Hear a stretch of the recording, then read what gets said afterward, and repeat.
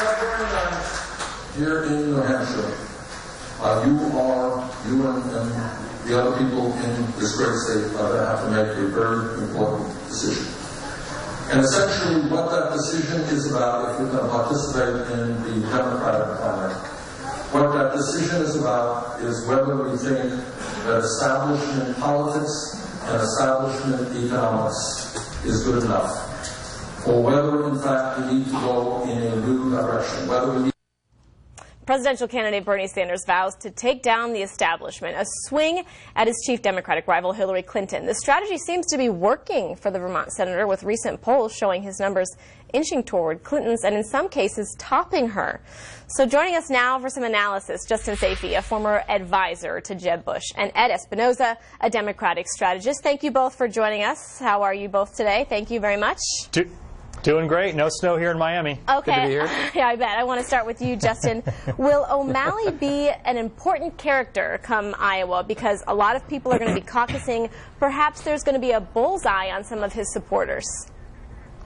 Well, yeah, the way the Iowa caucuses work, if a candidate at one of the caucuses doesn't get 15% at that caucus, those caucus supporters of, say, a Martin O'Malley can get recruited by either the Clinton camp or the Sanders camp. So it could make it very interesting. A week from Monday night during those caucuses, those O'Malley supporters could tip the balance in favor of either Sanders or Clinton. So I'm sure both candidates are strategizing how they're going to recruit those O'Malley supporters if he doesn't get 15% in one of those caucuses. Ed, what could one of those strategies look like, perhaps?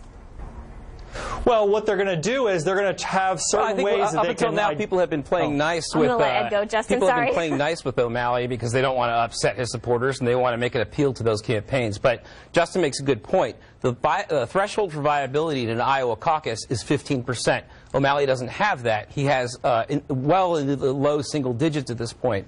But if you have a caucus with 40 people and O'Malley only has 4 people in that room, well, that's 10% of a particular caucus. So he can make a big difference, especially if those voters decide to go all in one direction.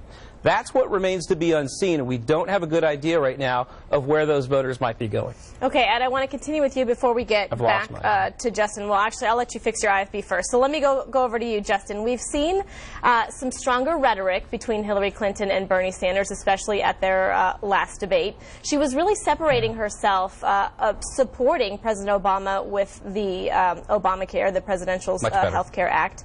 I want to ask you, what does she have to do right now? Because she is getting, in some polls, she's getting overtaken by Bernie.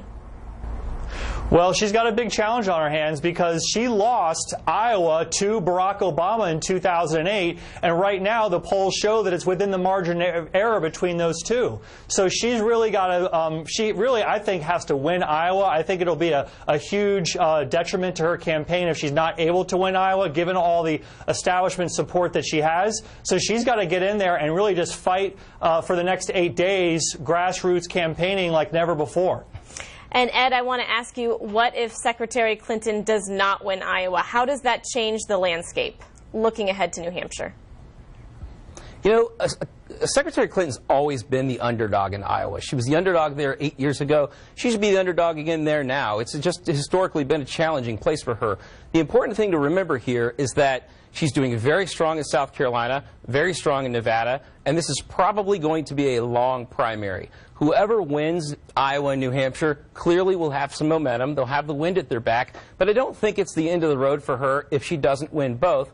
Obviously, it's better for her, but I don't think it's the end of things. All right, and Justin, my last question is: there anyone, as far as the Republicans are concerned, are they more concerned with Hillary or are they more concerned with Bernie Sanders? I happen to be a Republican, so I think that the Republican nominee will ultimately defeat either one. I think they both have their weaknesses. America doesn't trust Hillary Clinton, and Bernie Sanders' ideas are not mainstream enough to be used to run the country. All right, Justin Safey, Ed Espinoza, thank you both for joining us. I very much appreciate it.